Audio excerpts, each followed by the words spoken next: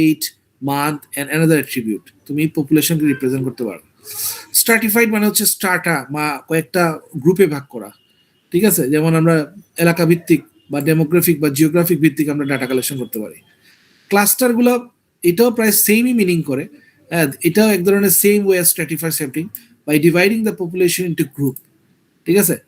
But এখানে বলছে in cluster sampling not every group is included in the sample. আমরা সবাইকেই করবো না, এমন না যে ধরো আমরা 5 ভাগে ভাগ করলাম কিন্তু 5 জনকেই নিব বা 5টা গ্রুপকেই নিব, নট এসেনশিয়ালি, ঠিক আছে? তো এগুলা পার্থক্যগুলো একটু দেখবা। কনভেনিয়েন্স স্যাম্পলিং মানে হচ্ছে যেটা সামনে পাবো এটা। কনভেনিয়েন্স স্যাম্পলিং আবার নন প্রবাবিলিটি স্যাম্পলিং, অর্থাৎ এই ক্ষেত্রে অনেক সময় প্রবাবিলিটি ডিস্ট্রিবিউশনটা আমরা মেনটেন করি না। So this approach is not recommended because it may not create the sample that is representative, মানে এটা আমরা অ্যাভয়েড করি। তো বেসিক্যালি বেশি পপুলার হচ্ছে তোমার সিম্পল র্যান্ডম স্যাম্পলিং, যেখানে প্রত্যেকের equal chance of being selected. একজন একজন করে আসতেছে, এডমিট করা লাগতেছে। আচ্ছা, সো এটা একটা ইস্যু। তাহলে আমরা যেটা দেখলাম প্রবাবিলিটি নর্মাল যে আমরা স্যাম্পলিং মেথড সেগুলো এখানে দেখবো, কিন্তু ডেটা আসলো, ডেটা আসার পরে কাজ কি? প্রথম কাজ নর্মালি আমরা ডেটা আসলে যেটা করি ডেটা ফিল্টারিং করি বা ডেটা রিডাকশন। কারণ ডেটাতে অনেক সময় হয় কি একই জিনিস দেখা যায় ডাবল রিপিট হতে পারে বা কোনো কারণে ডাটার মধ্যে মিসিং ফিগার থাকতে পারে, নয়েজ থাকতে পারে। তখন আমরা যেটা করি ডেটার মধ্যে ফাইন টিউনিং করার জন্য আমরা অ্যাভারেজ নিতে পারি। ধরো তোমার একটা বছরে 7 মাসের ডাটা আছে, বাকি 5 মাসের নাই, বা 5 মাসের আছে ভেঙে ভেঙে আছে, ফেব্রুয়ারি মার্চ এপ্রিল নাই জুন আছে, হ্যাঁ এরকম করে আছে। তখন তুমি চিন্তা করলে এক কাজ করবো আমি, যেহেতু মিসিং ফিগার আমি সবগুলো একটা অ্যাভারেজ নিয়ে নিব, তাহলে 2022 সাল রিপ্রেজেন্ট করলো, সিমিলারলি 2023কে রিপ্রেজেন্ট করলো। সো এই ফিল্টারিং করা লাগতে পারে, ঠিক আছে? Filtering is smaller, the process of choosing smaller portion of data set for subsequent viewing the analysis is called filtering. তো এগুলো আমরা কিভাবে করবো? আমরা এক্সেলে এগুলো আমরা শিখবো ল্যাব ক্লাসে, এগুলা কিন্তু আমরা আসবো। Don't think that we are just reading and finishing it the syllabus. Don't think like that. We will go through the all the technical steps. So data sorting filter নামে একটা অপশনই আছে এক্সেলে, ওইখানে গিয়ে তুমি ফিল্টার অপশন পাবা, ঠিক আছে? But আমরা এটা ল্যাব ক্লাসে দেখাবো। ওকে, তো এই কাজগুলা করে দেন। দাঁড়াও, কয়জন আসছে নতুন এড করি।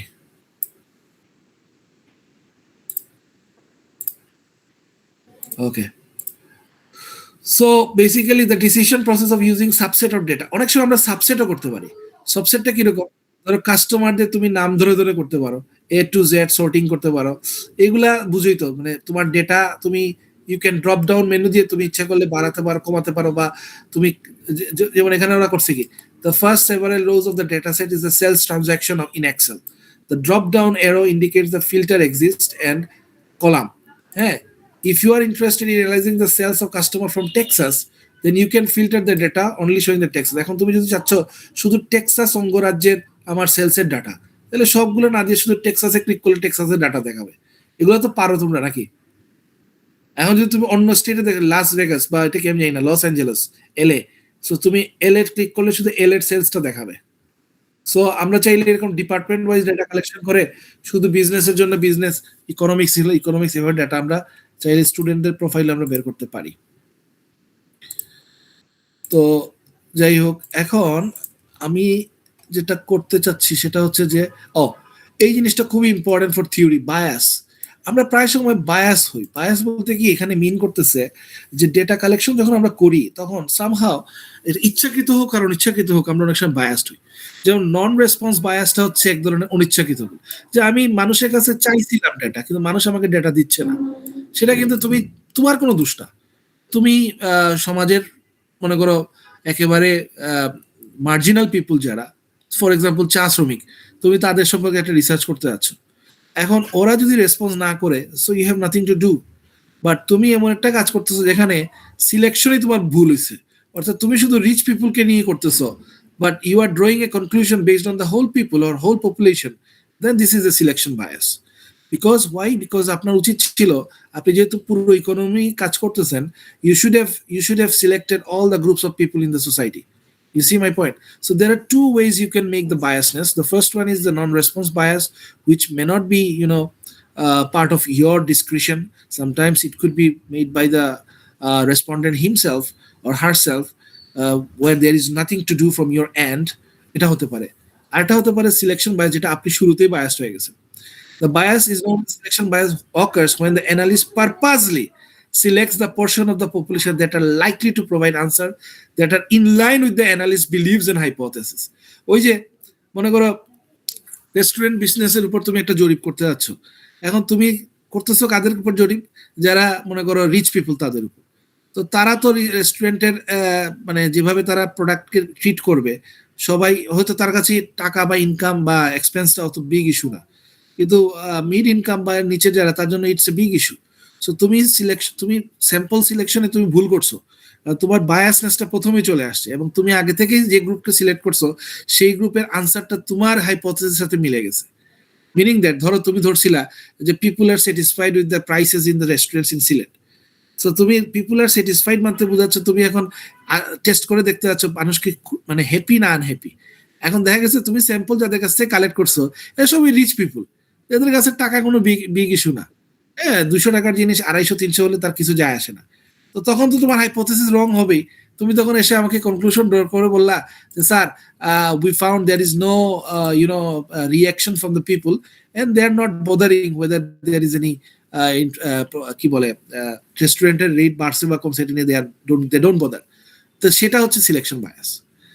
আচ্ছা, confirmation and outlier bias. Confirmation bias হচ্ছে occurs when analysts analyze the present results in a manner that confirm their existing belief and ignoring the data analysis do not conform with the beliefs. মানে এখানে হচ্ছে তুমি নিজেই conclusion draw করে ফেলতেছো, ওসব ডাটার ভিতরে কি আছে না আছে সেটা তুমি খুব একটা পাত্তা দিচ্ছ না। ঠিক আছে, আউটলায়ারটা তো আমি যেদিন বলছিলাম, আউটলায়ার বায়াসটা হচ্ছে এরকম যে তুমি সাউথ এশিয়া নিয়ে কাজ করতেছো, রেমিটেন্স এন্ড ইকোনমিক গ্রোথ, যেটা আমি সবসময় বলি। এখন তুমি সিমিলার কাইন্ড অফ ইকোনমি নিছো, সেটা ঠিক আছে, কিন্তু তুমি হুট করে তুমি চায়নার ডাটাও নিছো। China is a big country, এখানে 120 কোটি জনগণ, 130 কোটি জনগণ, তার দেশে প্রচুর পরিমাণ ফরেনাররা বাইরে থাকে, তো সেখান থেকে সে প্রচুর টাকা ইনকাম করে, সো তাকে নিলে তো তোমার একটা বায়াস হবেই। So outlier bias is a potential disproportionate influence of outlier, হ্যাঁ, in the study. So outliers are extreme values that substantially impact the interpretation of the results. অর্থাৎ আপনি যখন ডাটা নিচ্ছেন, make sure there is no outlier, because when there is any outlier it will hamper the other samples of your study. Because normal distribution নামে একটা জিনিস আছে, একটু পরে আমরা দেখব, এই যে probability distribution বা এই যে bell shape distribution, এই যেটা, so it will be definitely biased যদি আপনি এখানে কি করেন, অতিরিক্ত আউটলায়ার নেন। সো আউটলায়ার থাকলে তুমি যে কনক্লুশন ড্র করতে যাচ্ছ দ্যাট উইল বি বায়াসড। আচ্ছা, এখন আমরা সামনে যে চ্যাপ্টারগুলোতে আগাবো, বেসিক্যালি অনেস্টলি স্পিকিং এই সাবজেক্টগুলো আগে ছিল না, যে সাবজেক্টটা তোমাদের আমি পড়াইতেছি। আজকে থেকে 10 বছর আগে এরকম নামে কোনো সাবজেক্ট ছিল না। সো ঘুরে ফিরে আসলে এই সাবজেক্টটাই ছিল স্ট্যাটিস্টিক্স।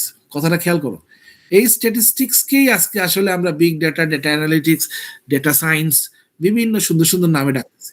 সো ট্রাস্ট মি, যতই তুমি টেকনিক্যালি রিচ হও না কেন, যতই তুমি ভালো অ্যানালাইসিস বা কোডিং করে আনসার নিয়ে আসো না কেন, তুমি নিজে যদি আগে থিওরি না বুঝো তাহলে আলটিমেটলি এটার কোনো কাজে লাগবে না। সো এই চ্যাপ্টারটা is honestly speaking is all about basic statistics. এখানে আমাদের বেসিক স্ট্যাটিস্টিক্সের নলেজগুলো আরেকটু আমাদেরকে ঝালাই করতে হবে। ঠিক আছে, তো এখানে কি করছে দেখো, প্রবাবিলিটি ডিস্ট্রিবিউশন। আমি তোমরা তো স্ট্যাটিস্টিক্সের কোর্স একটা না দুইটা করছো এখন পর্যন্ত? কেউ একজন একটু বলো। স্যার 2টা করছে। ও, তাহলে তো ভালোই জানো। প্রবাবিলিটি ডিস্ট্রিবিউশনে আমরা কি করি, এখানে এন্টায়ার পপুলেশনে কি করি আমরা, ডাটাটা ডিস্ট্রিবিউশন হচ্ছে কিনা, এই যে এখানে বসে possible value of population likelihood at any given observation, অর্থাৎ র্যান্ডম ভেরিয়েবলগুলোকে আমরা কি করি, a given range or value দিয়ে আমরা ডিজাইন করি, right? So depending on the characteristic of the distribution each value might have equal chance of occurring. Equal chance of occurring মানে যে একটা ডাইস বা ছক্কা থেকে আমি যদি করি তাহলে 1 থেকে 6 হওয়ার সবারই কিন্তু ইকুয়াল প্রবাবিলিটি আছে, তাই না? তো এই জিনিসগুলো আমরা অলরেডি জানি। এখানে একটা উদাহরণ দিচ্ছে, the probability distribution showing how long it will take a company to process a ship customer sales order. Most order takes place between 7 to 12 days of the process. As per যে এখানে দেখো তাদের যে ডাটাটা দেখি আমরা, এই যে 7 থেকে 12, এই যে এই ডাটাটা, মিনিং দ্যাট প্রসেস টাইমটা লাগতেছে তার 7-12। এটা কেন বলছে একটু খেয়াল করেন সবাই। ফর এক্সাম্পল, দ্য এক্সিবিট 3.3 এখানে is a probability distribution showing how long it takes a company to process and ship, অর্থাৎ অর্ডার থেকে শুরু করে কাস্টমারের কাছে অর্ডারটা পৌঁছায় দেওয়া পর্যন্ত বেসিক্যালি কয়দিন সময় লাগে। So most order takes between 7 to 12 days to process, ঠিক আছে। As the bar above 7 to 12 days range এই যেসব। সো মোর দেন কি লেখছে 8,000 অর্ডার ওয়ার প্রসেস ইন এই সময়ে। The second most frequent time is 2 থেকে 7 দিন। এই যে দেখো তুমি এখানে তুমি খেয়াল করো 8,000 অর্ডার কিন্তু তারা এই রেঞ্জে করতে পারছে, আর এই রেঞ্জে কত 7,000। কথা কি বুঝে গেছে? তাহলে এটা আমরা কিভাবে বুঝতে পারতেছি? এটা আমরা বুঝতে পারছি প্রবাবিলিটি ডিস্ট্রিবিউশনের মাধ্যমে। সো আমরা বলতে পারি যে মোস্ট অফ দ্য টাইম এই কোম্পানির ডেটা বলতেছে যে বেশিরভাগ সময় তাদের অর্ডার হ্যান্ডেল করতে সময় লাগতেছে 7 থেকে 12 দিন। এটা প্রবাবিলিটি ডিস্ট্রিবিউশন মধ্যে আমরা কিন্তু জানতে পারতেছি। সো এই প্রবাবিলিটি ডিস্ট্রিবিউশন আবার দুই প্রকার আছে, কন্টিনিউয়াস আর একটা হচ্ছে ডিসক্রিট। ডিসক্রিট মানে ফিক্সড, যেটা আমরা জানি, ঠিক আছে। এখানে কি বলছে দেখো, ইজ এ নিউমেরিক্যাল, কন্টিনিউয়াসটা হচ্ছে numerical, not just the whole number, meaning that there is an infinite set of values. For example, height, weight, যে কোনোটা হতে পারে। আর ডিসক্রিটটা কিন্তু কি হতে পারে এখানে, এটা হচ্ছে the whole number of integer values have a finite number. For example, discrete number of products কতটা ইনভেন্টরিতে আছে, হয় 100টা, নয় 150টা বা 200টা, বাট 147.8 এটা তো হওয়ার কথা না। সো বেসিক্যালি এটা হবে ইন্টিজার আর এটা হবে কি কন্টিনিউয়াস। আচ্ছা, আমার কথা শোনা যায় কিনা? জি স্যার, শোনা যাচ্ছে। ওকে, গুড। আচ্ছা, একটু ওয়েট করো, আরেকজন আসছেন। ওকে, এখন যেটা আমাদের করতে হবে, আচ্ছা এরপরে চলে আসতেছি আমি। আচ্ছা, এই কথাগুলো একটু এখানে খেয়াল করো। এই কাজগুলো কিন্তু খুব সহজে আমরা পাওয়ার, যে মাইক্রোসফট এক্সেল, পাওয়ার বিআই এগুলো দিয়ে করতে পারি। বাট আমি এক্সেল দিয়ে আপাতত শুরু করবো, দেন আমি কিছু স্ট্যাটিস্টিক্যাল সফটওয়্যার দেখাবো।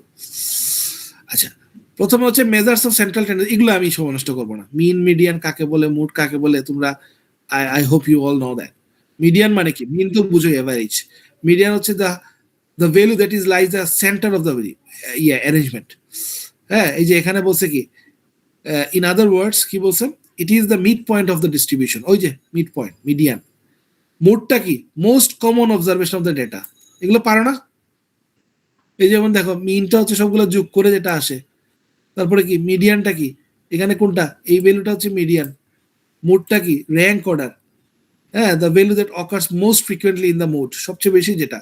এখানে সবচেয়ে বেশি আছে কোনটা? 4। এই জন্য এখানে কি মুড হচ্ছে 4। আচ্ছা, যেটা জানা দরকার এখন, যেহেতু 3-2 তে পড়ো, সেটা হচ্ছে এই সিমেট্রি। এই ওয়ার্ডটার সাথে আমি বলবো যে এটা নিয়ে অনেক কিছু করার সুযোগ আছে, এবং তোমরা যদি চাও এটা নিয়ে অ্যাসাইনমেন্টও করার সুযোগ আছে।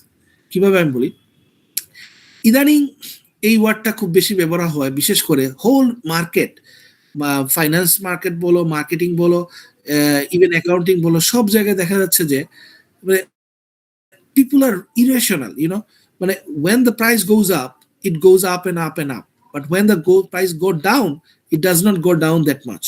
আমি আর একটু সহজ করে বলি, তেলের দাম যখন বাড়ে তখন ওয়েজ বাড়ে, সরি রেন্ট বাড়ে, খরচ বাড়ে, আমাদের গাড়ি ভাড়া বাড়ে। কিন্তু তেলের দাম যখন কমে তখন ঠিক সেই পরিমাণ কি কমে? Not essentially. তো তখন গিয়ে দেখা যায় যে সিমেট্রিক ইনফরমেশনটা আসতেছে না, অ্যাসিমেট্রিক হয়ে যাচ্ছে। অ্যাসিমেট্রিক মানে হচ্ছে যে পজিটিভ রেজাল্টের বা পজিটিভ নিউজে যেভাবে পজিটিভ হচ্ছে, নেগেটিভ নিউজে তার চেয়ে বেশি হচ্ছে। কথাটা বোঝার চেষ্টা করো। আমরা ফিনান্সিয়াল মার্কেটে বা ফিনান্সিয়াল স্টক মার্কেটে আমরা যেভাবে রিপ্রেজেন্ট করি এটাকে, যে when there is a good news, the market is supposed to go up. But when there is bad news, the market is not exactly behaving as we expect. Rather, it goes even down as much more than our expectation. So what I'm trying to tell you is that the market itself is irrational. Asymmetric behave করতেছে, asymmetric.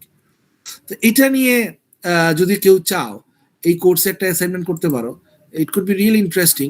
For example, তুমি যদি বলো যে sir আমি last 5 years, last 15-20 ইয়ার্সের আমি well price দেখতে চাই। Well price, তেলের দাম, এগুলা গুগলে বা যে কোনো সোর্সে পাওয়া, কমোডিটি মার্কেট, ইয়াহু ফাইন্যান্সে পাওয়া।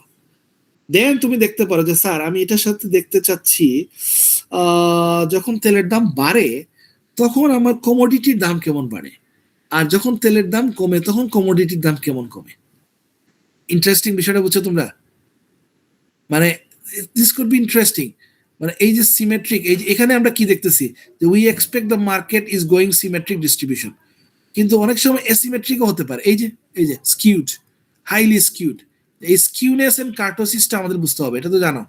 স্কিউনেস মানে হচ্ছে অ্যাসিমেট্রিক ইনফরমেশন, অর্থাৎ হাইলি স্কিউড যদি তুমি বলো, এই যে লেফট স্কিউড, এই যে রাইট স্কিউড, এটা হচ্ছে লেফট স্কিউড। খেয়াল করছেন আপনারা? অর্থাৎ কোন একটা মিনের পরে ভ্যালুটা হাইলি স্কিউড হয়ে গেছে।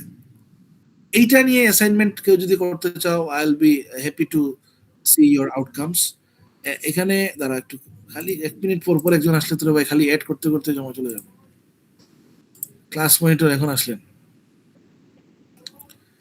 হ্যাঁ শোনা যায়?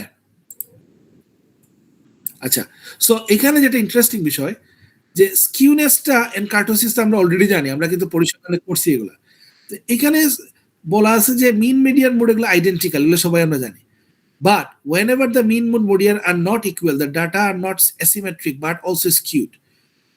Skewed is a more specific term than asymmetric because it describes the direction of the asymmetry. Are there more values above the mean or are there more values below the mean? এখন যদি তুমি আমাকে বলো যে sir আমি গত 10 বছরের বা 15 বছরের ডেইলি ডাটা নামাইছি ওয়েল প্রাইস, এবং আমার ওয়েল প্রাইসের অ্যাভারেজ প্রাইস হচ্ছে এই মুহূর্তে আমি জানি না কত, 110 ব্যারেল না কত, কেউ একজন গুগল করে দেখতে পারো রাইট নাও তেলের পার ব্যারেল কত, মেবি $60 বা $70, বাট এক সময় কিন্তু ইট ওয়াজ even $20 when there was COVID at that time. So but again 2 years before the COVID started it was around $150. So what I'm trying to tell you is that the market itself was, highly volatile. So there was no, static position. So marketটা যখন volatile থাকে তখন কিন্তু আপনাকে বুঝে নিতে হবে যে there is asymmetric information going on. So আমার hypothesis করতে হবে asymmetric. এই asymmetric এর মানেই হচ্ছে যে পজিটিভ যখন হয় তখন যে পরিমাণ জিনিসের পজিটিভ রিটার্ন আসে, নেগেটিভ যখন হয় তার চেয়ে বেশি নেগেটিভ হয়ে যায়। তো তখন আমাকে হাইপোথেসিসটা ডেভেলপ করতে হবে অন্যভাবে। সো এটা নিয়ে কেউ চাইলে কাজ করতে পারো। So if the data is skewed to the right, যদি রাইট হয়, রাইট ডিস্ট্রিবিউশন হয়, there are more observations with a lower number with a higher number. When the data is skewed to the right, positively skewed means the mean will also almost always higher than the median. তার মানে কি ডাটাগুলো একটা particular দিকে ধাবিত হচ্ছে। So naturally occurring example of positively skewed data is difficult exam. যেমন এখানে বলছে where there are fewer higher grades or lower grades, but higher grades skewed is the average than the median. তো এটা হতে পারে। আবার লেফট হলে কি হচ্ছে তার উল্টাটা, ঠিক আছে? সো দুইটাই হতে পারে, হায়ার রাইট সাইডও হতে পারে, লেফট সাইডও হতে পারে। সো কেউ চাইলে এটা নিয়ে কাজ করতে পারো, ওয়েল প্রাইস, কমোডিটি প্রাইস নিয়ে আমরা দেখতে পারি, খুব ইন্টারেস্টিং কাজ হবে। কার্টোসিস হচ্ছে আনাদার ডেসক্রিপ, এগুলা কিন্তু আমরা ওই সফটওয়্যার আমি তোমাদেরকে দেখাবো, একটা কমান্ড দিলে ইভিউজে সব চলে আসে। হ্যাঁ, আমি ইভিউজে দেখাতে পারবো, ইভিউজ সফটওয়্যারের ডাটা নিলে আমি কার্টোসিস সব চলে আসে, একটা কমান্ডে সব চলে আসে। তোমরা ওই সফটওয়্যারে আউটপুট নিয়ে টেনশন করো না, ওটা আমি তোমাদেরকে দেখাবো, ঠিক আছে? একটা জাস্ট সিঙ্গল কমান্ড দিলে সব চলে আসে। আচ্ছা, কার্টোসিস ইজ অ্যানাদার, কিন্তু আগে তোমার থিওরি বুঝতে হবে। কিন্তু তুমি যদি এখন আমার পরে জিজ্ঞেস করো sir what is kurtosis, what is skewness, asymmetric বলতে আপনি কি বোঝাচ্ছিলেন, এগুলো তোমাকে দেখতে হবে। আচ্ছা, কার্টোসিসটা কি? Is another measure describing the shape of the distribution. It describe the thickness and tail. ইদানিং টেইল রিস্ক একটা কথা আছে, tail risk, tail specifying whether the values are more clusters in the peak of the distribution in the tails. The tails are ends of the distribution, either side of Cartesian skewness work together to describe the distribution. Tail riskটা বলা হচ্ছে যে কোনো একটা particular event যখন ঘটে, for example corona ছিল, corona শেষ, কিন্তু ওই পার্টিকুলার টাইমে মার্কেট কিভাবে বিহেভ করছে এক্সট্রিম পয়েন্টে, এই এক্সট্রিম টেইল মানে লেজ, এই লেজটা কতটুকু বড়, but that was we actually try to represent. So kurtosis এখানে আরেকটা ইন্ডিকেটর যেটা দিয়ে আমরা বুঝতে পারি ডেটার মধ্যে আসলে কি কোনো এক্সট্রিম টেইল বা এক্সট্রিম ইভেন্ট আছে কিনা। সো টেইল ইভেন্টস গুলা নিয়েও কেউ চাইলে করতে পারেন। যেমন আমি ইদানিং গত বছর আমেরিকাতে যদি আমি ভুল না করি কিছু টর্নেডো বা কিছু হয়েছিল, মানে কোন একটা স্টেটে যেন, if I am not wrong, Las Vegas most probably, মানে অলমোস্ট অনেক বাড়ি পুড়ে গেছিল। তোমাদের খেয়াল আছে কিনা? বেশি আগে নাই, 7-8 মাস আগের ঘটনা। সো এই যে বুশ ফায়ার বা ওই যে তোমার ন্যাচারাল ডিজাস্টার হচ্ছে, you can do a research on that. আপনারা দেখতে পারেন যে এই যে ন্যাচারাল ডিজাস্টারের সাথে বা ন্যাচারাল ক্যালামিটিস যেগুলো হচ্ছে, যেগুলো এক্সট্রিম ইভেন্ট হচ্ছে, এই টেইল রিস্ক গুলা কিভাবে তোমার মার্কেটকে রিয়েক্ট করতেছে। এখন তো তোমরা নেটের যুগ, এআই এর যুগ, তোমরা এআই রে জিজ্ঞেস করলে জানতে পারবা। কিন্তু ডোন্ট, একটা কথা বলি, এআই কিন্তু তোমাকে হেল্প করবে। তুমি যদি এখন পুরোপুরি এআই রে তোমার ভাগ্য তার উপর ছেড়ে দাও, তাহলে কিন্তু ভুল করবা। আমি তোমাদেরকে বলবো না যে এআই থেকে কিছু হেল্প নিও না, হেল্প নাও, কিন্তু তার উপর পুরোপুরি বিশ্বাস রাখো না। তারে তুমি বাজাবা, একবার দুইবার তিনবার চেক করবা, প্রয়োজনে ভিতরে চেক করবা সে রেফারেন্স যেটা দিছে এটা আসলে সত্য না মিথ্যা। কথাটা বুঝো, আমার পয়েন্টটা বোঝার চেষ্টা করো। হ্যাঁ, কিন্তু তুমি যদি পুরোপুরি ভাগ্য তার উপর ছেড়ে দাও যে সে যা বলছে তাই সহি শুদ্ধ হাদিস, তাইলে ভুল হবে। এটা কিন্তু ভুল করো না, ওটা বুঝছো? সো আমি যে টপিকগুলো বলছি, বিশেষ করে অ্যাসিমেট্রিক ডিস্ট্রিবিউশন, তারপর টেইল রিস্ক, এগুলো নিয়ে কিছু টপিক ভাবতে পারো, ঠিক আছে? আচ্ছা, রেঞ্জ তো বুঝোই, রেঞ্জ মানে হচ্ছে যে ডাটার সর্বনিম্ন আর সর্বোচ্চ দুইটার মধ্যে মাঝখানে যা আছে সেটাই রেঞ্জ। মাইনাস ভার্সেস এই যে ম্যাক্সিমাম এন্ড মিনিমাম ভ্যালুর মাঝখানে যা আছে সেটা। তো কোনো একটা ভ্যালু যদি হয়, যেমন এখানে যদি আমরা তাকাই, এখানে সর্বনিম্ন 1, সর্বোচ্চ 14, তাহলে মাঝখানে রেঞ্জ হচ্ছে 14 - 1 13। তো বুঝো ইন্টার কোয়ান্টাইল রেঞ্জ। আচ্ছা, এটা খুব ইন্টারেস্টিং। এটা হচ্ছে ডাটার মধ্যে, ডাটাকে ইচ্ছা করলে আমরা স্প্লিট করতে পারি, কয়েকটা ডাটার মধ্যে ভাগ করতে পারি। ইন্টার কোয়ার্টাইল, এটা মানে হচ্ছে ধরো তুমি লেটস সে 100টা কান্ট্রি নিয়ে কাজ করতেছো, একটু খেয়াল করো সবাই। ধরো ক্লাইমেট রিস্কের উপর তুমি কাজ করতেছো, ক্লাইমেট রিস্কের সাথে লেটস সাপোজ তুমি দেখতে পাচ্ছ যে ফরেন ডাইরেক্ট ইনভেস্টমেন্টের সম্ভাবনা, বিদেশি বিনিয়োগ, অর্থাৎ যে দেশে ক্লাইমেট রিস্ক বেশি সেখানে কি বিদেশি বিনিয়োগ আসে না কম আসে। তো obviously there is a strong connection, because যে দেশে ক্লাইমেট রিস্ক বেশি, বন্যা হয়, ঘূর্ণিঝড় হয়, সেই দেশে বিনিয়োগ একটু কম হবে, এটাই স্বাভাবিক। এখন তুমি 100টা কান্ট্রি নিছো, 100টা কান্ট্রি 100টাই কিন্তু সমানভাবে ক্লাইমেট রিস্কে এফেক্টেড না। কারো ক্ষেত্রে র্যাঙ্কিং এ কেউ 1 নম্বর, কেউ 10 নম্বর, কেউ 8 নম্বর, কেউ 82 নম্বর, কেউ 92 নম্বর। এখন তুমি যখন মডেল রান করবা, তখন তোমার বোঝা উচিত যে আমার এখানে হাইলি রিস্কি কিছু কান্ট্রি আছে আর হাইলি বা মডারেট রিস্কি কিছু কান্ট্রি আছে। So rather than running the whole model using one model, you can divide your data into different quartile. So this could be your first quartile, second quartile, third quartile and fourth quartile. So প্রথম lowest 25টা নিয়ে তুমি প্রথম quartile run করতে পারো, দেন next 25টা নিয়ে তুমি second quartile করতে পারো, দেন মিডিয়ান বা যারা মডারেট তাদেরকে নিয়ে করতে পারো, আর হাইয়েস্ট যারা তাদেরকে নিয়ে করতে পারো। So this is how you can make your data separate. So এই যে কাট অফ পয়েন্ট করতে পারো তুমি প্রতি 25টা, যে প্রতি 25কে আমি কাট অফ পয়েন্ট করবো। সো লং স্টোরি শর্ট, যেটা আমি মিন করতে যাচ্ছি সেটা হচ্ছে যে তুমি যদি একটা ডাটা দিয়ে বা একটা দিয়ে কনক্লুশন ড্র করো যে হ্যাঁ ক্লাইমেট রিস্ক বাড়লে এফডিআই কমবে, but the question is it same for all 100 countries? যদি আপনি বলেন হ্যাঁ স্যার 100টা দেশে আমরা পাইছি, দেন ইউ আর রং, আপনি এটা ভুল করতেছেন। কারণ the climate risk of Bangladesh may not be same or similar to the climate risk of Malaysia, because Malaysia যদিও তারা অনেক ক্লাইমেট রিস্কের দিকে কম risky, because they are quite risk free বা ওই দিক থেকে কম আছে। আবার মালয়েশিয়া, আবার যদি দিকে আপনি মালদ্বীপের চিন্তা করেন, they are also in risk. Why? Because এখানে যদি সামনে ওয়াটার লেভেল বাড়ে, এক সময় তার দেশ ডুবে যেতে পারে, এরকমও হতে পারে। So the point that I am trying to tell you, don't generalise.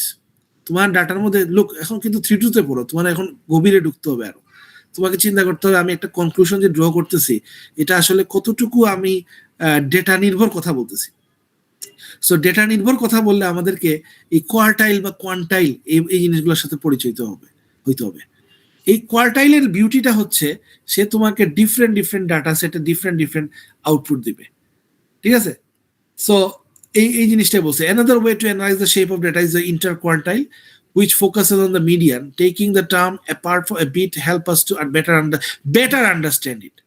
A quartile is one of the 4 groups into which the data or data groups are grouped, and each quartile representing 25%. মানে তুমি চাইলে 25-এ করতে পারো, 10টা করলে 10 টুকরা করতে পারো, প্রতি 10-এ করতে পারো, it's okay. Variance and standard deviation, তার বলার কিছু নাই, সবাই জানো। ভেরিয়েন্স হচ্ছে কি the square of standard deviation, আর এটা হচ্ছে কি স্কোয়ার মিন রুট। এটা দিয়ে আমরা কি করি, নর্মালি আমরা ভেরিয়েন্স বা রিস্ক বের করি, রিস্ক। ফাইন্যান্স পিপল তো জানো এটা নাকি? এই যে most of the finance people এখানে জানার কথা, স্টক প্রাইস আমরা বেসিক্যালি ভলাটিলিটি বের করি based on the standard deviation. So যে ফার্মের স্ট্যান্ডার্ড ডেভিয়েশন যত বেশি তার রিস্ক তত বেশি, ঠিক আছে? আচ্ছা, এইটা হলো কন্টিনিউয়াস প্রবাবিলিটি ডিস্ট্রিবিউশন। ওই যে বলছিলাম যে ভ্যালুটা যে কোনো হতে পারে। এখানে আমরা কি দেখতেছি যে -3 থেকে +3, নর্মাল বেল শেপ বলা হয় এটাকে, ঠিক আছে? সো নর্মাল গসিয়ান ডিস্ট্রিবিউশন এখানে বলছে কি, it's a bell shaped probability that is symmetric. এখানে আমরা ধরে নিচ্ছি symmetric. So right hand side, left hand side আর same. So here you can see the observation within the one standard deviation and mean is 68%. এখানে হচ্ছে 1% level of significance, then 5%, then 99% level of significance. এটা আমরা hypothesis development একটা chapter আছে, ওই হাইপোথিসিসে গেলে আমরা এটা পারবো, আরো ডিটেল জানবো। সো বেল শেপটা একটু ভালো করে দেখবা। সো এখানে কার্টোসিসের মানটা হচ্ছে 3, এটা হচ্ছে 0 মিন, এদিকে left -3, left 3, +3। The standard normal distribution Z score বা জেড স্কোর যেটাই বলি, এটা বলতেছে যে Z score tells us how many standard deviation a data point from its mean. So +1 means that the observation is 1 standard deviation above the mean, আর -2 হচ্ছে যে 2টা বিলো দ্য মিন।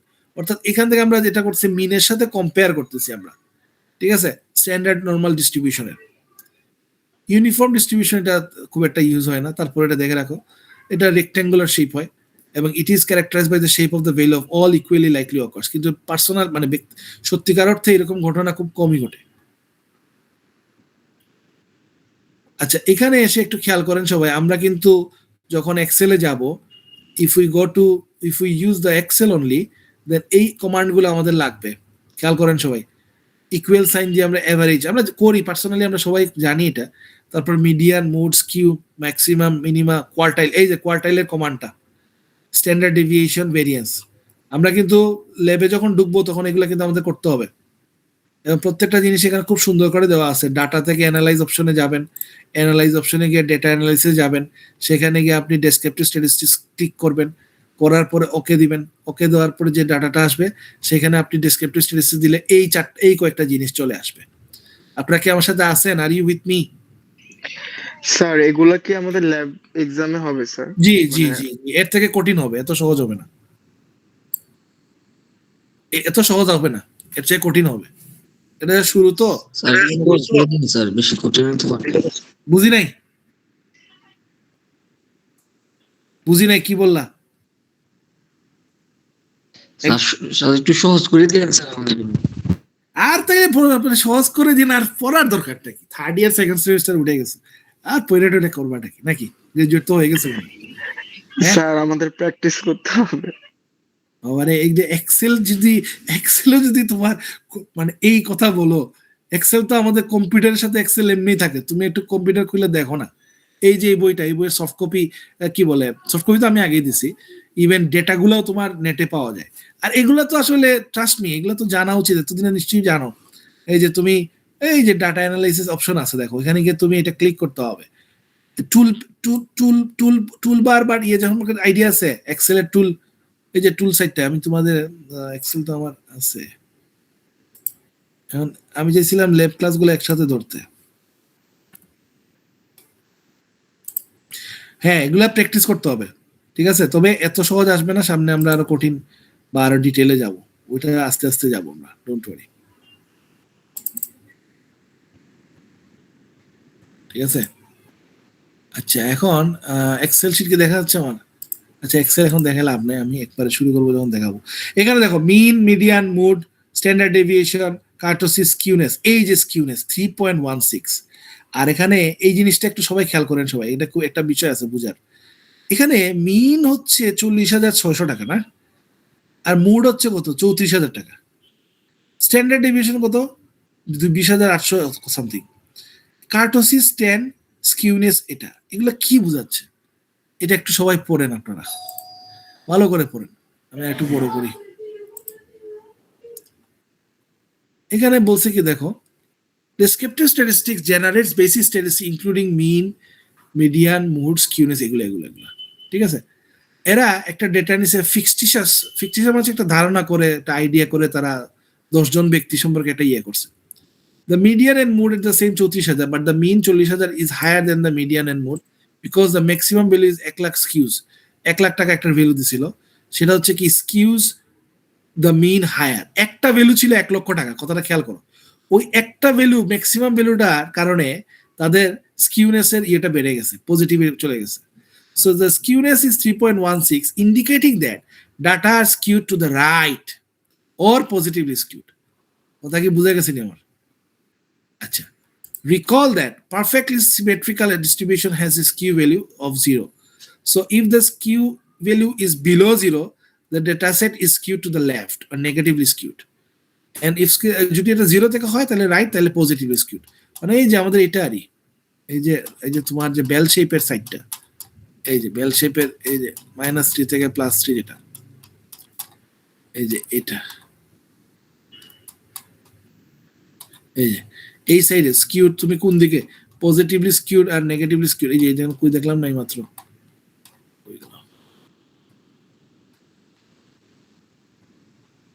এই যে right skewed, left skewed. So এখানে যেটা করছে right skewed. আচ্ছা, এগুলো তো আসলে মুখস্থ লাগে না রে ভাই, এগুলো তো নিজেরা জানার জন্য শিখা, ঠিক আছে? জাস্ট একটু শিখলা কি আছে একটু দেখি না। আচ্ছা, কার্টোসিস এখানে কি বলছে দেখো, Excel's kurtosis value is related to the normal distance closer to the kurtosis to 0। এখানে কি পাইছে, we can also gain insight on distribution kurtosis. আচ্ছা, a negative excess kurtosis suggest that is a flatter. তোমার data কি flatter না কি বলে tail risk আছে কিনা সেটা কিন্তু আমরা এখান থেকে বুঝতে পারতেছি। বলছে কি দেখো, a negative excess kurtosis suggest that the distribution is flatter মানে flat, so the values in the tails are less extreme. মানে তোমার এই ডাটাতে কোনো এক্সট্রিম কিছু নাই, তার মানে এই ডাটার মধ্যে কোনো এক্সট্রিম ঘটনা ঘটে নাই।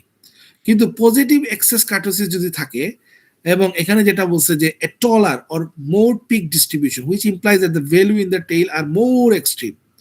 তো কেউ যদি চাও একজন, আমি I would love to see somebody is trying to see the the kurtosis and well price, কেউ একজন ওয়েল প্রাইসের ডাটা নামায়া একটু ডেসক্রিপটিভ স্ট্যাটিস্টিক্স করে আমাকে নেক্সট ক্লাসে একটু দেখাও যে ওয়েল প্রাইসের মধ্যে স্কিউনেস কেমন, কার্টোসিসটা কেমন।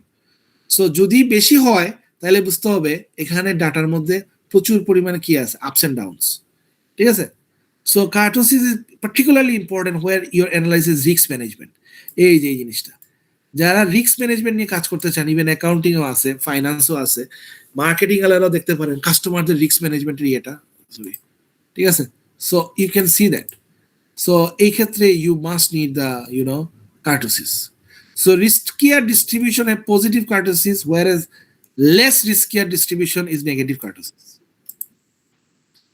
এই কাজগুলো আমরা করতে পারবো খুব সহজে। এই যে দেখো, সেলসের ডাটা, মার্কেটিং, যারা মার্কেটিং তারা দেখেন, আপনি চাইলে সেলসের ডাটা নামান কোনো একটা কোম্পানি বা ফার্মের, হ্যাঁ, বা বিভিন্ন সেকেন্ডারি সোর্স থেকে, বা বইও আছে, ইভেন এই বইও আছে এই ডাটা নেওয়ার পরে কি করছে দেখো, এখানে কি করছে, এক্সেল পিভট টেবিল দিয়ে ইউজ করছে ওরা। এই যে exhibit 3.1 show the how default aggregate measures easily Excel in pivot. এই দেখো এখানে কি করছে দেখো তুমি, এই যে ভ্যালু সেটিংস, এভারেজ বের করছে, ওয়ার্কশিটে গিয়ে এই যে সামারি, এই যে সামারি বের করছে, এই পুরো একটা কোম্পানির সামারি বের করছে, সেলসের ডাটা। এদিকে পাইলে তুমি সেলস, এদিকে পাইলে তুমি কস্ট, ঠিক আছে? Sales data, cost data. So আমি ইচ্ছা করলে আমার পুরো সেলসের মিন কত, এভারেজ সেলস কত টাকা বিক্রি হয় আমার, কত টাকা কস্ট হয় আমার, সো আমি প্রফিট বের করতে পারতেছি। সো এই জিনিসটা মানে সহজে করা যাচ্ছে। সো এই চ্যাপ্টারটা basically as you can see the name of this chapter is simply the descriptive statistics. So খুবই সহজ। সো ফ্রিকোয়েন্সি ডিস্ট্রিবিউশনটা খুব ইম্পর্টেন্ট, বিশেষ করে প্রাইমারি ডাটা। মার্কেটিং এর লোকদের এটা খুব লাগে যে আমরা 200 জন কাস্টমারের ডাটা কালেক্ট করছিলাম, এখন আমি তোমাকে জিজ্ঞেস করতে পারি যে মিড লেভেল ইনকামের লোকদের এভারেজটা কত বাইর করো, বা যারা মিড এইজের বা ধরো 30 থেকে 40 এইজের যারা কাস্টমার তাদেরটা বের করো। আবার আমি তোমাকে বলতে পারি যে ইয়াং এজ যারা, টিন এইজার আপ টু এজ 19, 13 থেকে 19 যারা, তাদেরটা তুমি বের করো। তো তখন অনেক সময় আমাদের লাগে এই জিনিসটা হচ্ছে ফ্রিকোয়েন্সি ডিস্ট্রিবিউশন, যে বিভিন্ন প্যারামিটার অনুযায়ী আমরা বের করি, বুঝছো? তারপরে এই যে হিস্টোগ্রাম, এগুলো তো জানো, হিস্টোগ্রাম দিয়ে আমরা বের করতে পারি, প্লটিং আছে, প্লটিং করে বের করে, এগুলো হচ্ছে গ্রাফিক্যাল বিষয়গুলো। এরপরে যে টপিকটা আসতেছে হাইপোথেসিস টেস্টিং, এটা খুবই গুরুত্বপূর্ণ টপিক। এখানে কিছু অঙ্ক আছে, আমি আই ডোন্ট নো এই বইয়ে আছে কিনা, আমি দিব তোমাদেরকে। কিছু অঙ্ক করলে আমাদের কনসেপ্টটা ক্লিয়ার হবে, হাইপোথেসিস টেস্টিং। সো আমি চাইতেছি let us have a class tomorrow again, যদি তোমাদের আপত্তি না থাকে। বাট আবার কেউ কেউ যদি ব্যস্ত থাকো তাহলে আবার একটা জিনিস। আচ্ছা, আরেকটা বই আছে তোমাদেরকে, আমি এই জিনিসটা দিছিলাম, এটা এই বইটা আছে, দেখতে পাচ্ছ? আরেকটা বই কি দেখতে পাচ্ছ সবাই? পিডিএফ। জি স্যার। ওকে, জি স্যার। এই বইটা খুব সুন্দর একটা বই। এখানে এই চ্যাপ্টারটা আমি এতক্ষণ যা বললাম এই যে ডেসক্রিপটিভ স্ট্যাটিস্টিক্সে আছে। হ্যাঁ, তোমরা মানে 2-3টা বই পড়লে লাভ কি, ধরো তোমার কনফিডেন্সটা বাড়ে আর কি, তোমার আর টেনশন নাই, ধরো তুমি বুঝতে পারলা যে আসলে কি ঘটনা। এই যেমন এক্সেলে এই জিনিসটাই এক্সেলে আছে, একটা ডাটা দিছে ওরা। হ্যাঁ, এই যে বিভিন্ন, এই যে মনে করো সেলসের data, top 20 selling companies vehicles in US. তো এই ডাটাটা, এটা মোর প্র্যাকটিক্যাল বই। এখানে ডেটাগুলো কিভাবে করছে দেখো, এই যে বিভিন্ন র্যাঙ্ক অর্ডার করছে, দেন ক্যাটাগরিক্যাল ডাটাগুলো বের করছে, ফ্রিকোয়েন্সি ডিস্ট্রিবিউশন বের করছে। জাস্ট তোমরা একটু দেখো আর এর বইটা মানে সাথে রাখো। বাট আমাদের টেক্সট বুক ওইটাই, প্র্যাকটিক্যালের জন্য কিন্তু এখানে বেশ ভালো ম্যাটেরিয়াল আছে, একটু দেখো আর। বুঝছো? এই যে এখন মনে করো এই যে এগুলো বের করছে, এই যে সিমেট্রিক, দেখছো? তুমি যে একটু আগে আমি যে মাত্র পড়াইলাম তোমাদেরকে, সিমেট্রিক, এসিমেট্রিক, এই দেখো না তুমি, তুমি দেখো এই প্যানেল সিটা দেখো, ওর একটা বেল শেপ না, এটা তো নর্মাল ডিস্ট্রিবিউশন। কিন্তু তুমি এদিকে তাকাও, এটা কিন্তু লেফট টেইল, দেখছো? এটা টেইলটা অনেক মানে এটা বড়, স্কিউড, লেফট স্কিউড। এটা কি রাইট স্কিউড? তার মানে কি এই ডাটাতে, এই ডাটাতে আর এই ডাটাতে যদি আমরা যাই, এখানে যে হাইপোথেসিস, এখানে normal regression can work. However এখানে কিন্তু linear regression may not work. There is a non-linearity we can observe. So you have to put something to address the non-linearity. You cannot draw a conclusion using simple model, right?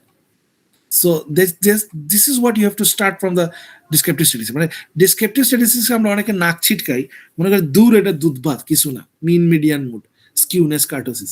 কিন্তু trust me, এই skewness kurtosis যদি আপনি বুঝতে পারেন, finance বলেন, marketing বলেন, accounting বলেন, অনেক ডিসিশন মেকিং আপনার জন্য সহজ হবে। কারণ currently the whole world is non linear. Remember one thing, whole world is non linear. Every day we know, every day আমরা দেখতেছি ইকুয়েশন চেঞ্জ হচ্ছে। হঠাৎ শুনি ইরানে অ্যাটাক করবে, হঠাৎ শুনি আবার ইরানে করবে না, হঠাৎ শুনি ডেনমার্ক গিয়ে দখল করবে, ডেনমার্কের জায়গা দখল করবে। So everybody is non linear. So don't consider that সবকিছু পৃথিবীতে এই এই এই এই এই এই যে এটার মতো হবে, এই যে বেল শেপ, এই যে এটার মতো হবে। এটা হচ্ছে কি, আপনি যেভাবে এক্সপেক্ট করছেন সেভাবে real data. Don't think that the real data may not be as good as you are expecting. It could be even negative, it could be positive, it could be non-linear, it could be erratic. You don't know that. So what you have to do, you need to think about what might happen. So এটা আপনাকে আগে থেকে bell শেপগুলো বুঝতে হবে। এই জিনিসগুলো এই বইয়ে লেখছে খুব সুন্দর করে, আপনারা পড়বেন। ওকে, আচ্ছা। সো এই যে সিম্পল ম্যাথও আছে, তোমরা চাইলে ম্যাথগুলো দেখতে পারেন। জানো সিম্পল ম্যাথ বা সিম্পল মিন, এরিথমেটিক মিন। এরিথমেটিক মিন হচ্ছে সিম্পল অ্যাভারেজ, সবগুলোকে নিয়ে অ্যাভারেজ করছে। এই দেখো, এই যে একজন বলে না স্যার কেমনে করি এই না সেই না, আরে বাবার ডাটাগুলা বসাবার, মিন লেখা কমা সমান সমান লেখা, অ্যাভারেজ লেখা, B2 থেকে টান দিবা, দিলে পুরো রেজাল্ট চলে আসবে। কেন এগুলো পারো না তোমরা? এই তোমাদের না ইন্ট্রোডাকশন না কম্পিউটার কি একটা কোর্স পড়ানো হয়েছিল ডিপার্টমেন্ট থেকে? কম্পিউটার একটা পড়ানো হয়েছিল না? জি স্যার, পড়ানো ছিল স্যার, সুজা ছিল। এই তো সে এটা যেটা, তো এটা তো ওইটার মধ্যেই আছে, ওগুলো ওই সময় পড়ানো হয়েছে না? হ্যাঁ জি স্যার, এগুলো আছে স্যার, এগুলো করাইছে। সেটাই তো বলতেছি। সো এইগুলা খুবই সহজ জিনিস, কিন্তু সহজ হলে আমাদেরকে সহজ থেকে আস্তে আস্তে আগাতে হবে, বুঝছো তুমি? তো এই বিষয়টা, এই যে এখানে মিন, মিডিয়ান, তো এই যে মিডিয়ানটা, সো মিডিয়ান ভ্যালুটা তোমার কি বলে অ্যাভারেজের কাছাকাছি কোনটা? এই যে another measure of central location. এগুলো তোমরা পরিসংখ্যান অসংখ্যবার পড়ছো, কিন্তু এখন যেটা করতে হবে আমাদেরকে প্র্যাকটিক্যালি উইথ সফটওয়্যার এটা বের করতে হবে। জিওমেট্রিক মিন, তারপর হচ্ছে তোমার এখানে দেখো রেঞ্জটা একটু আগে আলোচনা করছি। রেঞ্জ হচ্ছে কি এক্সট্রিম ভ্যালু, মানে লার্জ, মানে ম্যাক্সিমাম মাইনাস মিনিমাম। ভেরিয়েন্সটা এখানে আছে। ভেরিয়েন্স কিভাবে বের করে এই দেখো, তুমি চাইলে এই যে মনে করো একটা বিক্রয়ের ডাটা দেওয়া আছে তোমার, মার্কেটিং পিপল খেয়াল করেন, মনে করেন আপনার বা অ্যাকাউন্টিং পিপলও খেয়াল করেন, এই যে সেলিংস প্রাইস দেওয়া আছে। এখন তোমার জিজ্ঞেস করলো ভাই আমার গত 12 মাসের সেলসের ডাটা আপনাকে দিলাম, আপনি কাইন্ডলি আমাকে বের করে দেখান আমার এখানে ইয়ে কত, স্ট্যান্ডার্ড ডেভিয়েশনটা কত, ইন্টার কোয়ান্টাইল কোনো কারেকশন আছে কিনা। এই যে এই কাজগুলো করছে ওরা। সো এডিং ভেরি, এই যে mean median mode measures and home sales by Excel, এই যে এখানে আছে তারা করছে। মিন হচ্ছে 2,19,000 সামথিং, মিডিয়ান এটা, মুড এটা, রেঞ্জ এটা, স্ট্যান্ডার্ড ডেভিয়েশন এটা, সবগুলো একটা কমান্ডে হবে। এই দেখো স্ট্যান্ডার্ড ডেভিয়েশনের কমান্ডটা খেয়াল করো। তোমরা কি কথা খেয়াল করতেছো আমার? ওই দেখো স্ট্যান্ডার্ড ডেভিয়েশন এসটিডিভি, দেন টান দিবা তোমার রেজাল্ট চলে আসবে। এগুলো আমি বলি তোমরা এগুলো নিয়ে টেনশন করো না, তোমরা আগে টপিক ভাবো, অ্যাসাইনমেন্টের টপিকটা ভাবো, যেটা আজকে একটু আগে বললাম যে tail risk, extreme event, even এই যে বললাম না একটু আগে oil price. Trust me, oil price এমন একটা জিনিস, ডাজন্ট ম্যাটার তুমি মার্কেটিং না এমআইএস না ফিনান্স বা accounting, everybody is being affected when the oil price go up or down. ঠিক আছে, কারেন্টলি আপনারা জানেন কি না বাংলাদেশে এলপিজি আমদানি হচ্ছে না, এবং there is a politics going on, because এই যে global politics, global commodity, global ইদানিং আরেকটা নাম বলা হয় রেয়ার আর্থ মেটেরিয়াল। সারা পৃথিবী এখন রেয়ার আর্থের জন্য মারামারি করতেছে। ঠিক আছে, আফগানিস্তানে আছে, কিছু আছে তোমার ওটার নাম কি, ওই যে ইউক্রেন, ওইসব কয়েকটা দেশে, পৃথিবীর খুব কম দেশে রেয়ার আর্থ মেটেরিয়াল গুলো আছে। তো এই রেয়ার আর্থের জন্য মানুষ এখন যুদ্ধ করতেছে, যেখানে রেয়ার আর্থ মেটেরিয়াল আছে সেখানে গিয়ে মানুষ কারাকারি করতেছে। কথাগুলো বুঝো। তো তোমরা টপিকই ভাবতেছো না, তোমাদের মধ্যে মানে আমি একটু গা ঝাড়া দিয়ে উঠো আরই, যে একটু টপিক নিয়ে ভাবো যে স্যার আমি এরকম কাজ করবো, এটা করবো, সেটা করবো।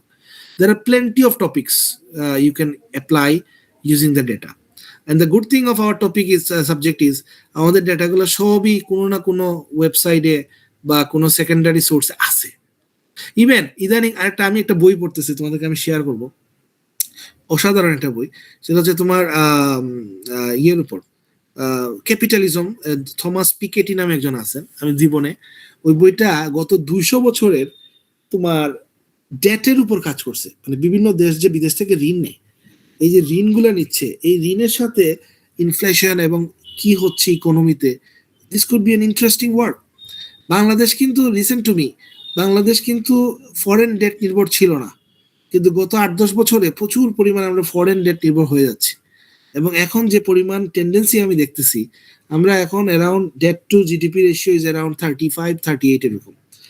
ইফ ইট ক্রসেস 50, যদি 50 ক্রস করে, আমরা কিন্তু না খেয়ে মরতে হবে, আল্লাহ মাফ করুক। কেন? বিকজ আপনি যত বেশি ফরেন ডেট নিবেন তত আপনাকে মানুষের পাওনাদেরকে আগে টাকা বুঝে দিতে হবে, তারপরে না পেটে নিজের খাওয়া চিন্তা করতে হবে আপনার। সো আপনাকে এখনই যদি ডেটকে কন্ট্রোলে না আনতে পারেন, then you will be in big trouble. So এই জন্য ডেট কন্ট্রোল বা ডেট নিয়ে তোমরা কাজ করতে পারো, যে ওয়ার্ল্ডের গ্লোবাল ডেট ডেটা নিয়ে বা বাংলাদেশেরই তুমি গত 50 বছরের ডেট ডাটা নিয়ে অসাধারণ কাজ করতে পারবা। যে ডেটের সাথে তুমি দেখতে পারো যে overall financial stability, market stability, তোমার কি বলে inflation, we can see from many various aspects. So এইগুলা একটু মানে উঠো, তাড়াতাড়ি কাজ করো। আচ্ছা, কোএফিশিয়েন্ট অফ ভেরিয়েশন সম্পর্কে আইডিয়া আছে তোমাদের কারো? কি বলতে পারবা? Coefficient of variation, any idea about it? Coefficient of variation এগুলা কিন্তু পড়তে হবে। শুনো, তোমার এআই বা টিআই দিয়ে তুমি 1 মিনিটে ডাটা পাবা। আমি তো বলতেছি, তুমি হাসবা আমার কথা শুনে, স্যার আপনি এগুলা বলেন, এগুলো তো এআই আমাকে 1 মিনিট করে দিবে। কিন্তু ঘটনা হইলো রে ভাই, এটাকে তো ইন্টারপ্রেট করতে হবে আপনার। আচ্ছা, কোএফিশিয়েন্ট অফ ভেরিয়েশনটা হচ্ছে, ধরো তুমি দুইটা স্টক আছে, এ এবং বি।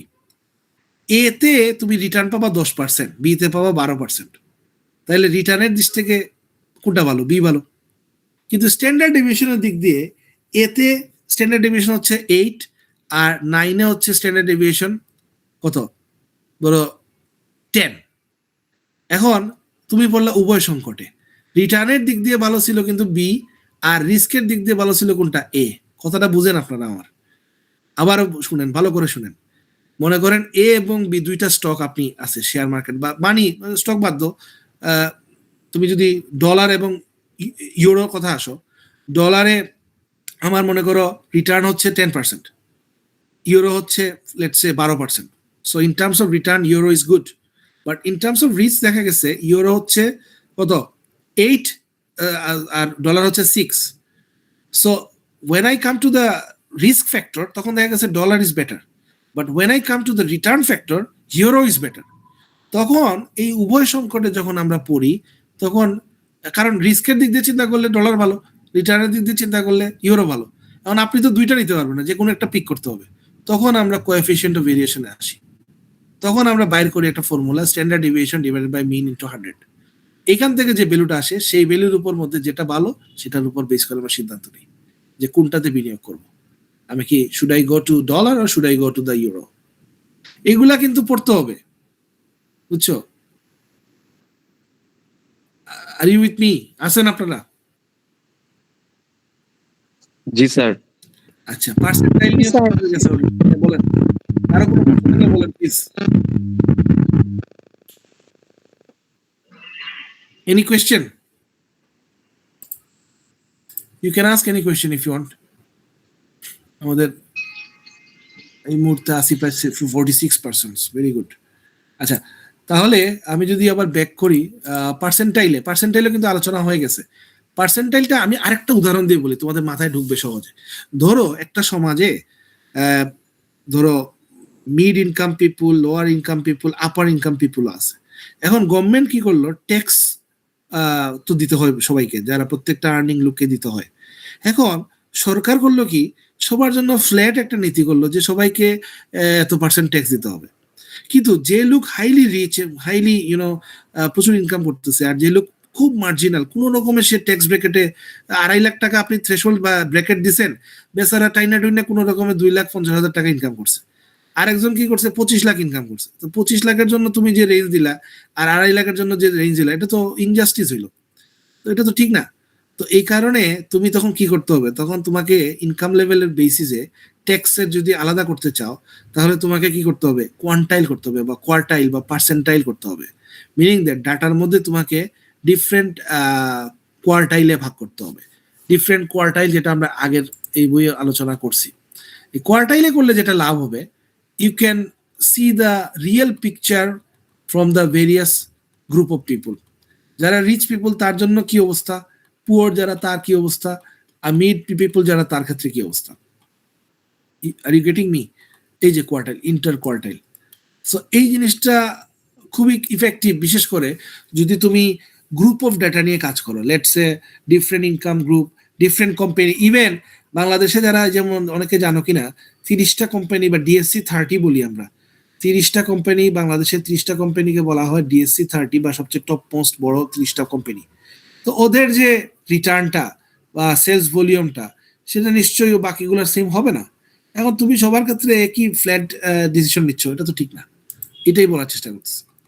সো এই পার্সেন্টাইল বা এগুলো নিয়ে আমরা কাজ করতে পারি ডেটাগুলোকে। এই যে কোয়ার্টাইল, এই যে ফার্স্ট কোয়ার্টাইল, এই যে পার্সেন্টাইলও সেম জিনিস, বাট এখানে বলছে যে ম্যাক্সিমাম, এখানে অবজারভেশন গুলোকে আমরা কি করছি, পি-তম পার্সেন্টাইল আমরা ভাগ করতে পারি। এটাও তোমার ডিসক্রিপশন, তুমি তাই 70-30 করতে পারো, 60-40 করতে পারো, ঠিক আছে। আর কোয়ার্টাইল তো আগেই বললাম যে প্রতি কোয়ার্টারে, প্রতি 25-এ কি হচ্ছে, ঠিক আছে। এই যেমন একটা ডাটা দিচ্ছে, দেখো এই ডাটাটা দিয়ে বলছে যে সে 1, 2, 3, 4, 12টা ডাটা সেট আছে, তাই না। তো সে কি করছে, প্রথম 4টার জন্য, এই দেখো ভালো করে খেয়াল করো, Q1 মানে হচ্ছে ফার্স্ট কোয়ার্টাইল, Q2 মানে হচ্ছে second quartile, Q3 third. To demonstrate the একটা হোম ডেটা দিচ্ছে। দেখো তুমি প্রথমে Q2 বের করছে কোয়ার্টাইল, এখানে কি আছে, 203 টাকা। এই যে এটা বের করছে, কিভাবে বের করছে, L25P divided by 100 into 1n+1। এখানে কত, 2500 মানে P, দেন 12+1, তাহলে 3.25, সরি, ঠিক আছে। এই ফর্মুলাগুলো, এগুলো ম্যাথমেটিক্স বা আমাদের স্ট্যাটিস্টিক্স এর বইয়ে প্রচুর আছে। সো তুমি এখানে পাবা 3. পাবা 9.75, ঠিক আছে। সো 9.75 যদি হয় তাহলে কি দাঁড়াচ্ছে, বা 0.7 হলে কি দাঁড়াচ্ছে, এই যে 75 কোয়ার্টাইল হচ্ছে 256 সামথিং, এখানে হচ্ছে কত, 1,39,000, আর এখানে হচ্ছে কত, এই যে 2 লাখ কত সামথিং আমরা দেখলাম, এই যে 2,03,000। আপনারা কি আমার কথা বুঝতেছেন? সো ডিফারেন্ট সেট অফ পিপুলের জন্য ডিফারেন্ট পলিসি কিন্তু আমি নিতে পারতেছি। এই যে কোয়ার্টাইল গুলা, Q1 এর ক্ষেত্রে 1,39,000, Q2 এর ক্ষেত্রে 2,03,000, Q3 এর জন্য 2,56,000 সামথিং। আমার সাথে কি আছেন আপনারা? নাই, শেষ। কি খিদা লাগছে? জি স্যার। আসি স্যার। আচ্ছা, ঠিক আছে।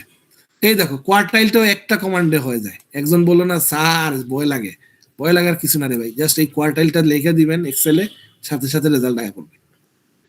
ঠিক আছে, এগুলা আমরা এখন যে চ্যাপ্টারে আছি এগুলা একেবারেই দুধপাত, এগুলা থেকে আমি লেভে প্রশ্ন করব না। ঠিক আছে, এগুলা আর থেকে আরো অনেক অ্যাডভান্স লেভেলে যাব আমরা, যদি না আমরা টাইম পাই। আর এখন সামনে যে অবস্থা লাগছে আমি জানি না, এখন স্টেবল হলে সবকিছু ঠিক থাকলে ইনশাল্লাহ আমরা ক্লাস টাস রেগুলার হবে।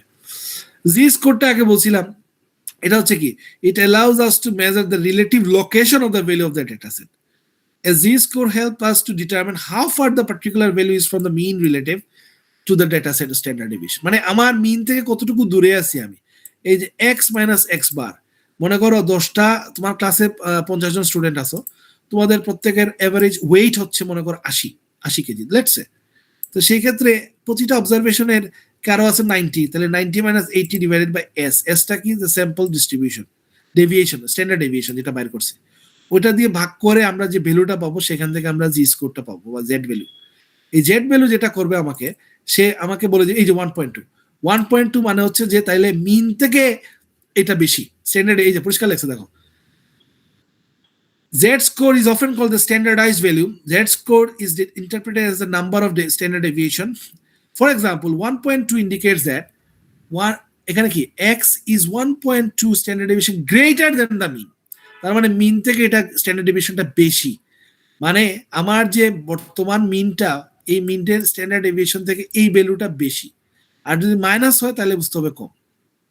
তার মানে এভারেজের সাথে আমার অ্যাকচুয়াল ভ্যালুর সম্পর্কটা আমরা জি স্কোর দিয়ে আমরা বের করতে পারছি, এবং এটা স্ট্যাটিস্টিক্যালি সিগনিফিকেন্ট কিনা না সেটাও আমরা বের করতে পারছি।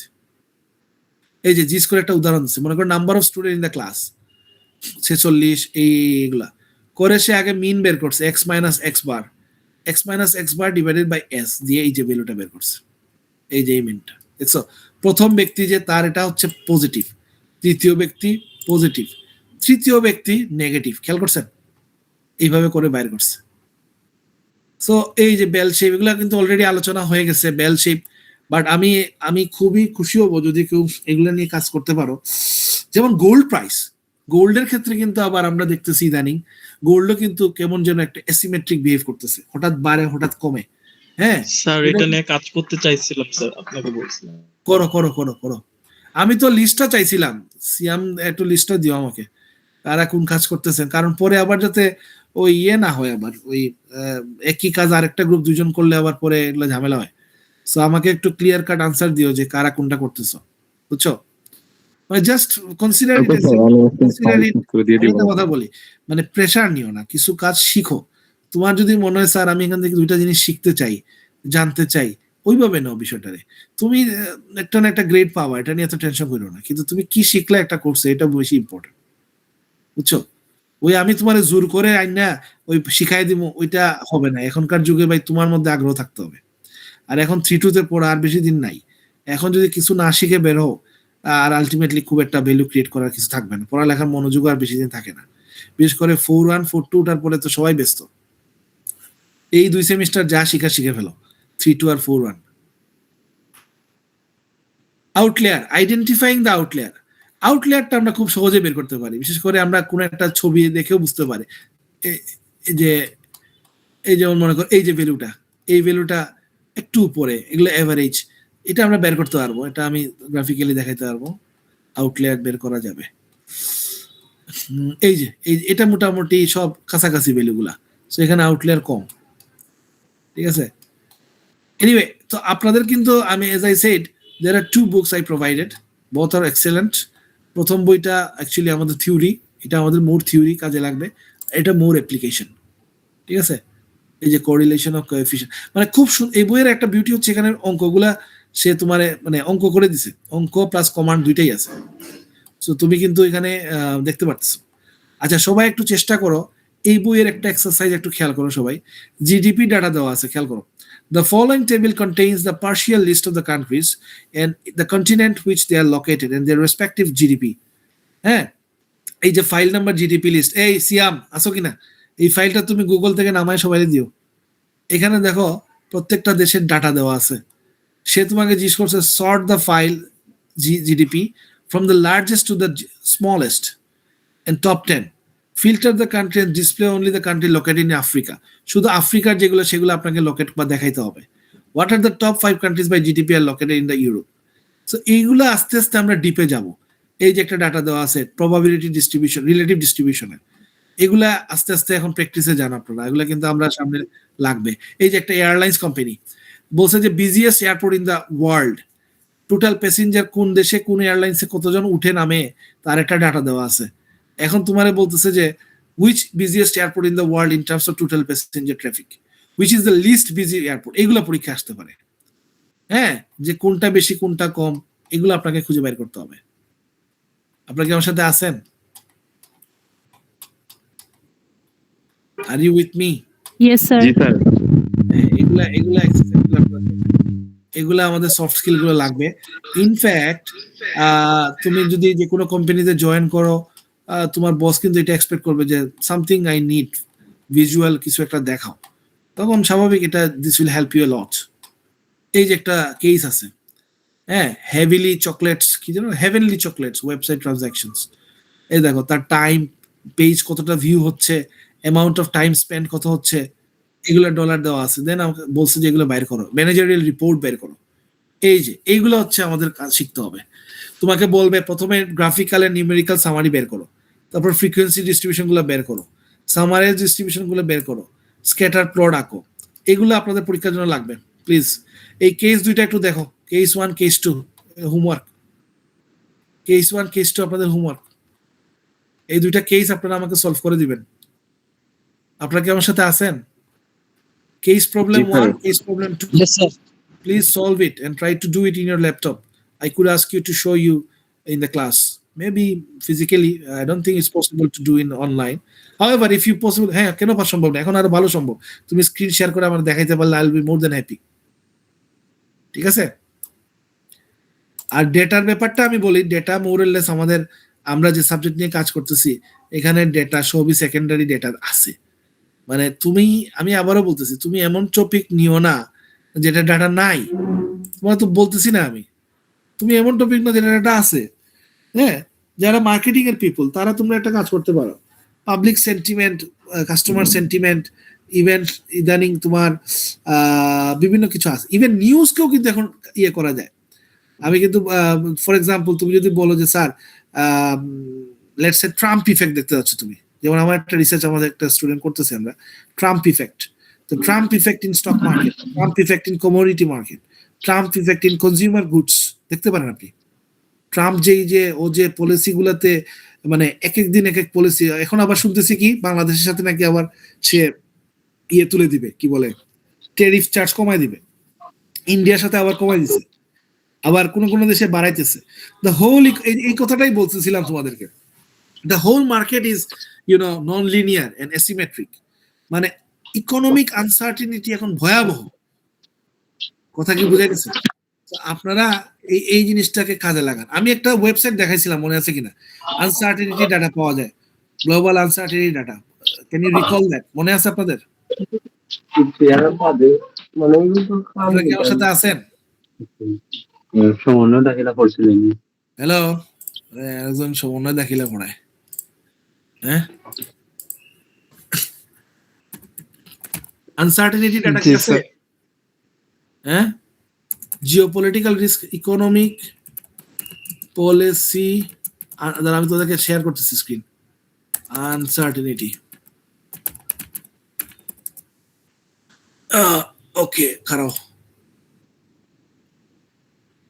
স্ক্রিন আসেনি না, স্টপ শেয়ারিং। আচ্ছা, একটু দাঁড়াও।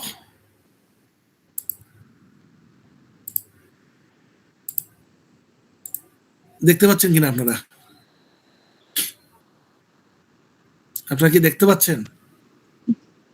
Yes, sir. এই জি, স্যার। Yes sir. এই দেখেন, economic policy answer. Yes sir.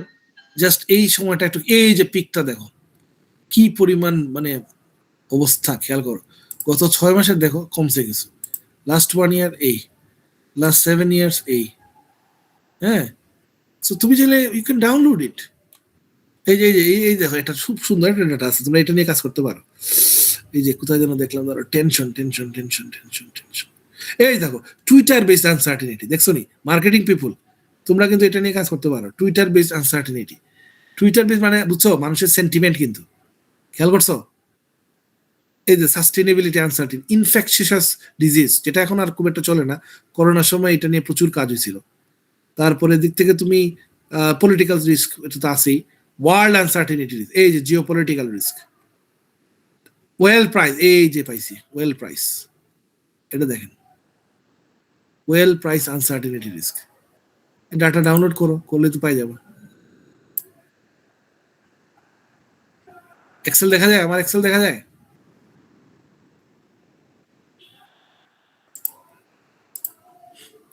কথা কি শোনাচ্ছে?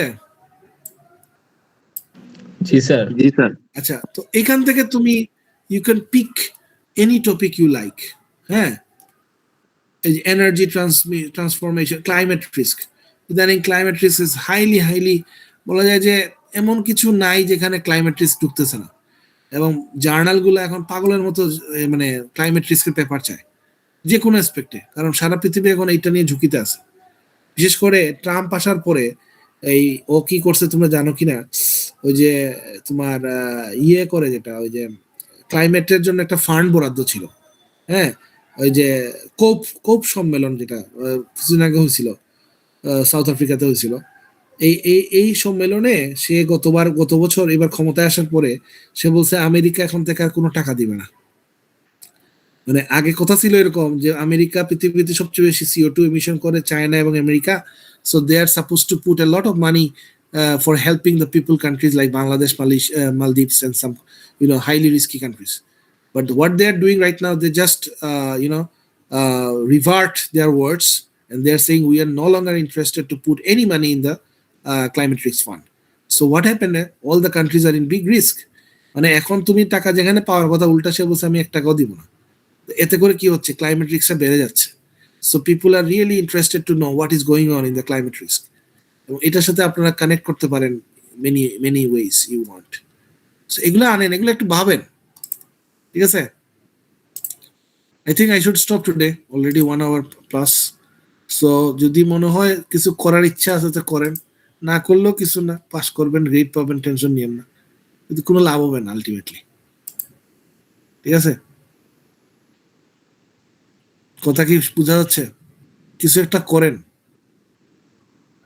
ওকে? একটু টপিক নিয়ে ভাবেন কি করতে পারি আমরা, কি করা যায়, ওকে? কারো কোনো কোয়েশ্চেন থাকলে বলো, কারো কোয়েশ্চেন থাকলে বলো, না হলে শেষ করি আমরা।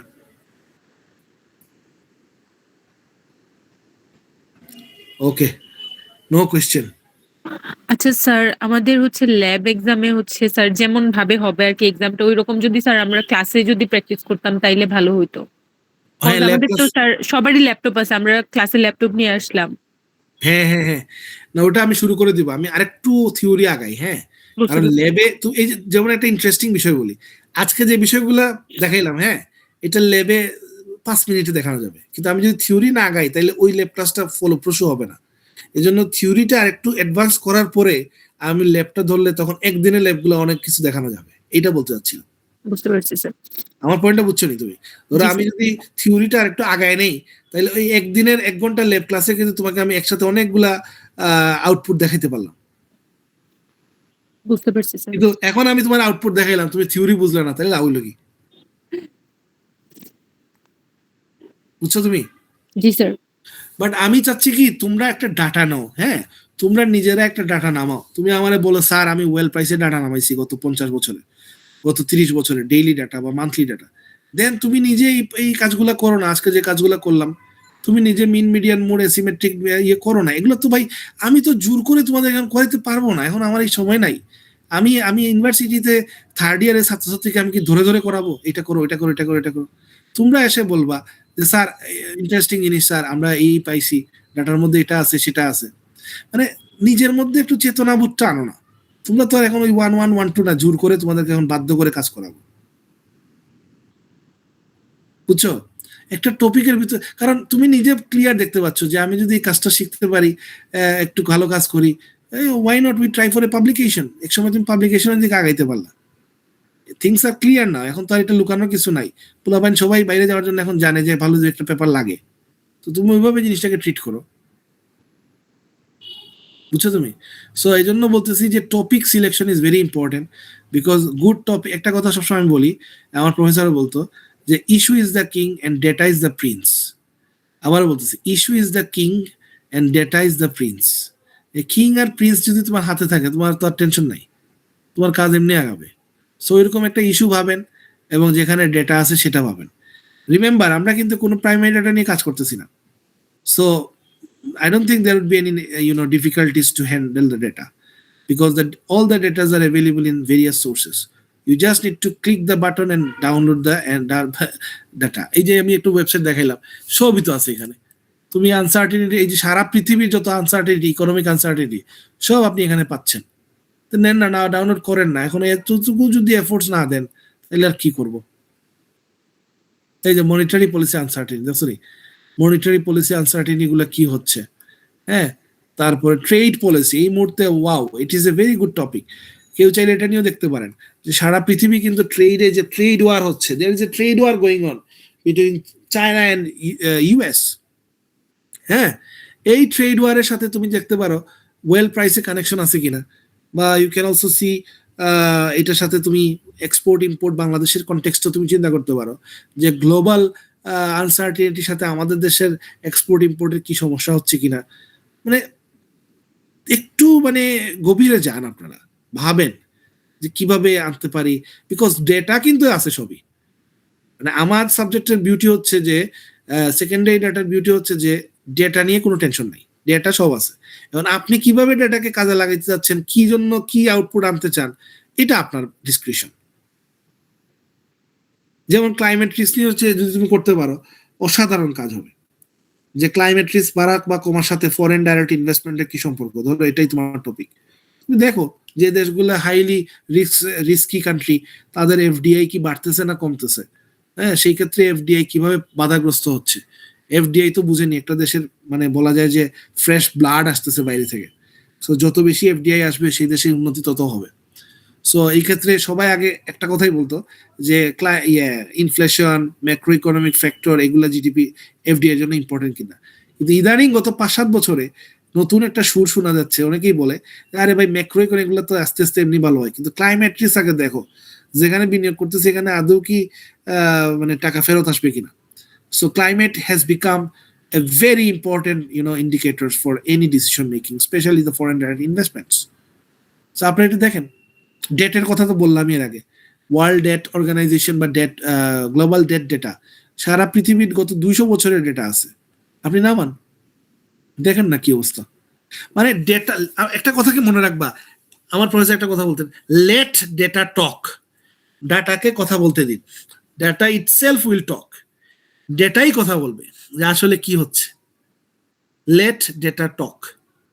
তো আমাদের জন্য, আমাদের এই কোর্সে যেটা হবে, এই ডেটা উইল টেল মি আসলে আমার পলিসি কি হবে। কারণ আপনার অ্যাসাইনমেন্টের টপিক যেটা আছে সেটা নিয়ে করেন, সমস্যা না। আমি তো টপিক আপনাদের চাপাই দিতেছি না, আপনার যেটা ভালো লাগে এটা করেন, but make sure the data is available.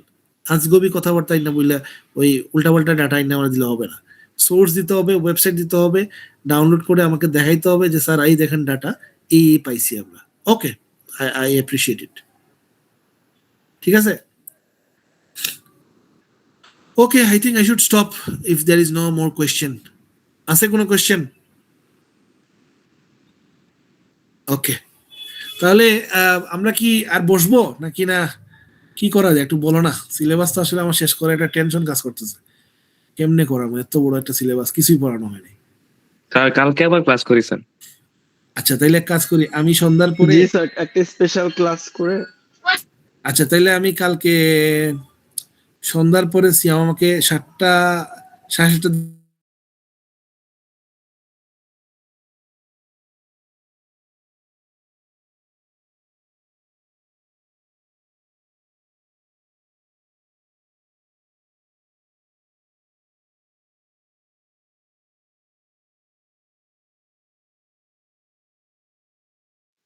Sir কথা শোনা যাচ্ছে না স্যার।